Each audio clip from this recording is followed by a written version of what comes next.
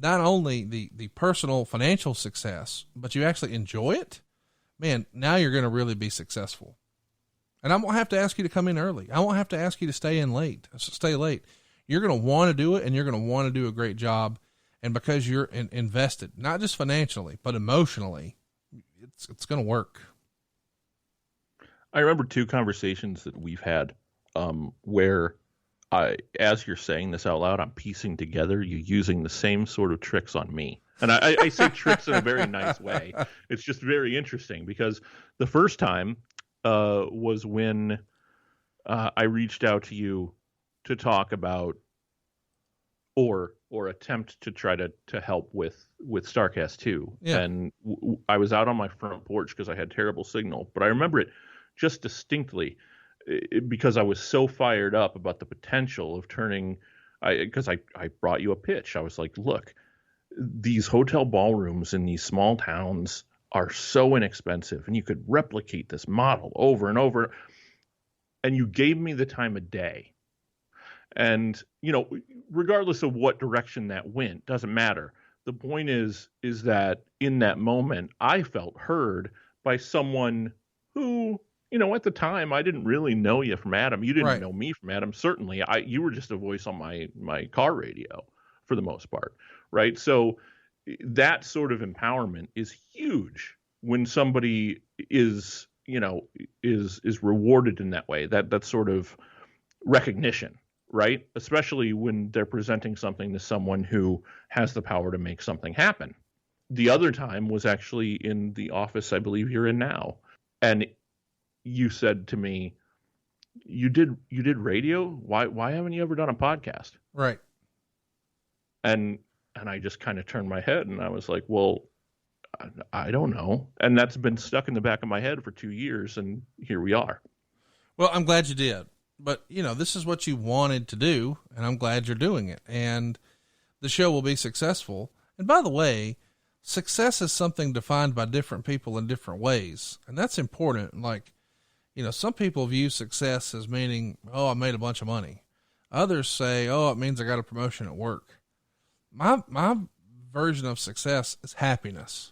And I can't define your happiness. That's up to you to do. But if you've built a life for yourself where you're happy, dude, you're successful.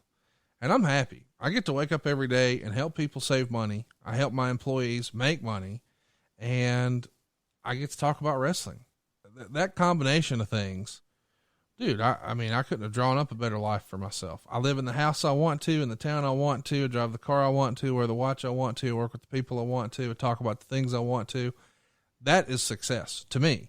Not awards, not bank accounts, not W-2s, not 1099s, not a big 401k, but getting to do what I want to do. And so to me, want to is the biggest piece of, managing an employee. Figure out their want to. What are they motivated by? There's a guy in my office who is motivated by a new truck, and he really, really wants a new truck. And I won't let him get it. And I won't let him get it because I want him to pay his house off first. And that seems like a big, hairy, ambitious goal, but we actually sat down and got invested in talking about, hey, what do you owe on all this stuff?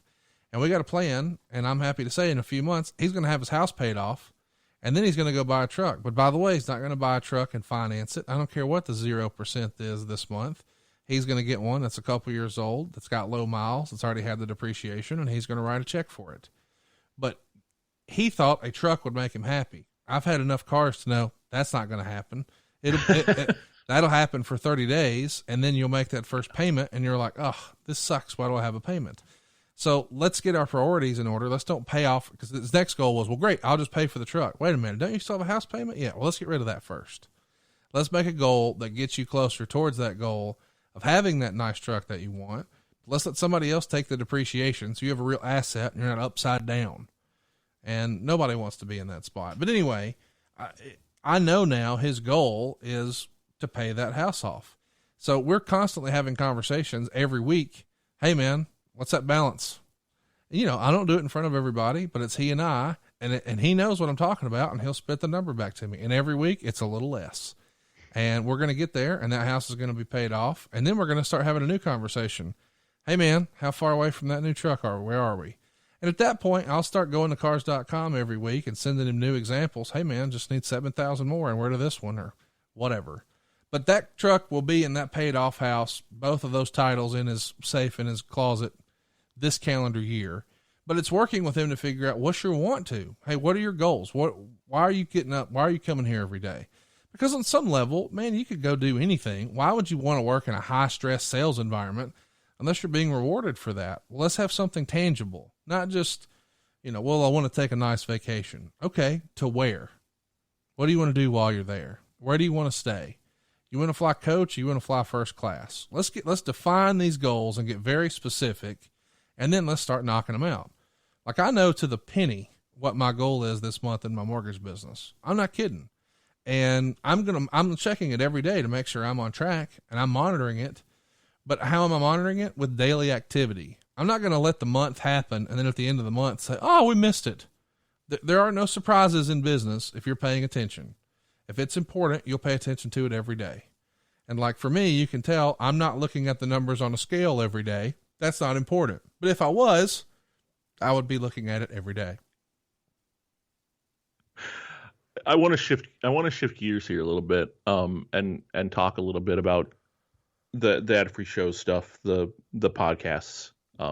Look, we've heard the story about your foray into podcasting 1,000 times. Anybody who's listening to this show because you're on, which is probably the majority of the listenership because this is the first episode.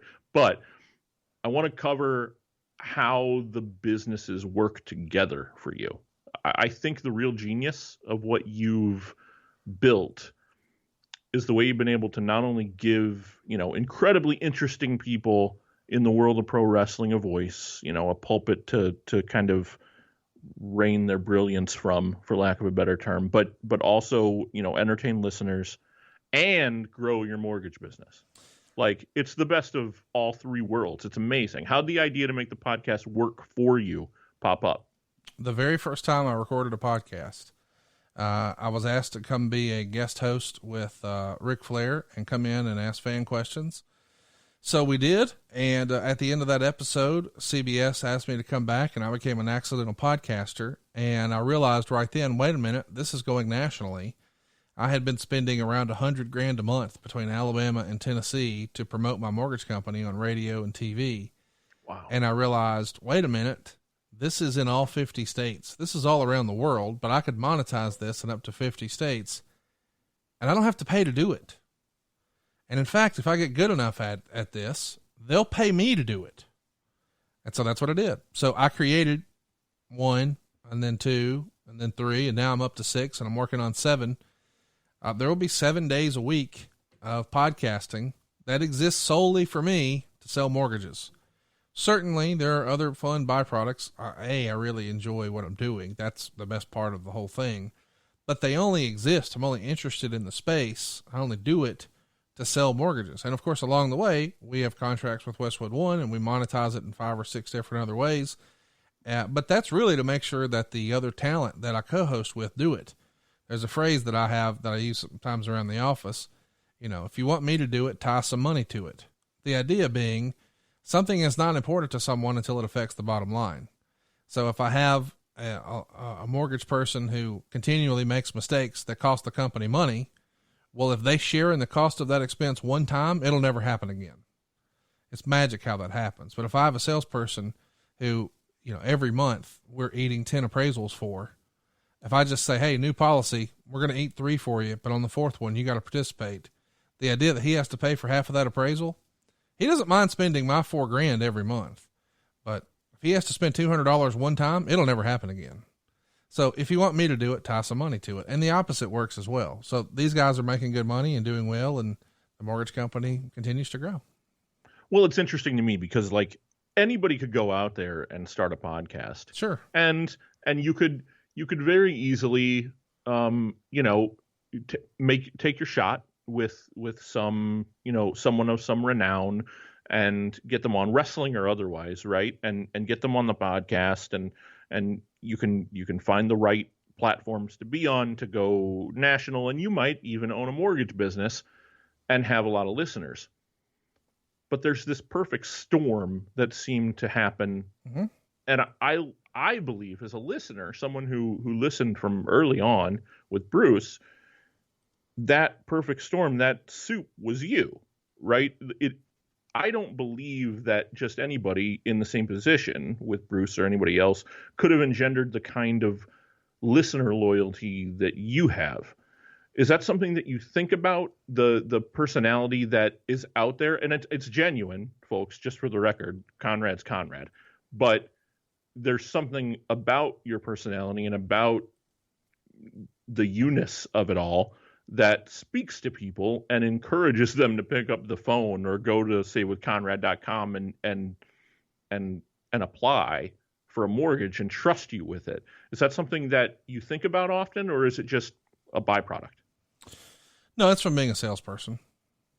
I mean, that's it. You know, you learn to present yourself in the most digestible way. And I've had to explain some complex mortgage products over the years. So I have a way of trying to dumb everything down. I don't mean that in a negative way, but I'm saying I don't quote unquote baffle them with bullshit, which is a sales term. Or you would say, well, you know, if you take your adjusted gross income, your AGI, and then we look at page so-and-so of your tax return, and this is your URLA, and this is the 1003. And by the way, this is the TILA, and let me make sure that you understand your APR. And no, we're not doing any of that. Like, hey man, you're paying $919 a month. I'm going to get you down to $717 a month. You're going to save just over $200 a month, and you're going to get to skip your next 2 house payments. But here's the best part. You've got all this credit card debt. It's gone. So now as your payments going down, but you're also getting rid of all this other debt, all told, you're going to save $617 a month or whatever. That's a language he understands. I'm speaking in absolutes. We're getting rid of this card, this card, and this card. You're saving this amount of money. Here's what your monthly savings will be, whatever. That's A, what he's interested in, but also two, it's easy to digest. So I've tried to bring that approach to the podcast world. And I think the other thing that's maybe changed or attributed to our success compared to other podcasts is I'm just a fan. And that's not just a catchphrase that I use or a way that I try to disarm you as a salesperson, but I'm saying I've never worked in the business, so I'm not jaded to the things they are. And I think a lot of wrestlers started podcasts thinking it was like Field of Dreams. If you build it, they will come. And maybe they will based on name, but what's interesting to you isn't what's interesting to us. And when I say us, I mean the listeners, because I'm the first listener. So there's nobody better qualified to know what wrestling fans want to hear than a wrestling fan. That's me. So the podcast grew, you know, you went from Bruce to Bruce and Tony, and then Bruce and Tony and Eric, and so on and so on and so on. And now we're at 6, right? You said 7's coming. That's exciting. Yeah. My question is, as the podcast grew and the mortgage business grew and back and forth and back and forth and back and forth, where was the tipping point where you said, you know what? I need more people to help me maintain this. This is too much for just me to handle. I need to bring on a staff. And now this is a business in and of itself. Well, it started with a graphic support from Dave Silva, and we were just working with him part-time. And then we started to add in some research help, and slowly but surely part-time evolved into full-time, and our team grew as our needs grew. So at first I'm designing the t-shirts and I'm handling social media, but as it grows and it becomes something that's no longer manageable, you know, we hire somebody else. But as a rule of thumb, I don't hire and hope we grow into it. I hire when we know we need it.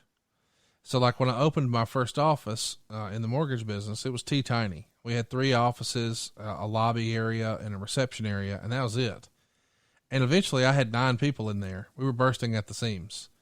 And so I had to go to a bigger office. And when I went to a bigger office, I went from 1,100 square feet to like 4,500. And I'll never forget, my mom said, "Oh, you're going to bankrupt us." Because she thought, this is so huge, we can't afford this. We can't make it work. But by that point, I knew we needed it. And when you actually sat everyone down, we were almost full, but now I could really stretch. And when I stretched, we had the entire office filled within 30 days. I was able to recruit and fill it up because people were paying attention. Hey, what's going on over there? I want to be a part of that growth. But that's the way we hire. We hire when we absolutely need it. So, you know, most mortgage processors probably do 20 loans a month. When I had one girl doing 80, we hired another one. But I made it her idea because she makes a commission like everybody else. So she didn't want to see her income go away, but she had to get to a point where she said, "Conrad, I got to have some help." And when she did, we had more help right away. But I believe in, let's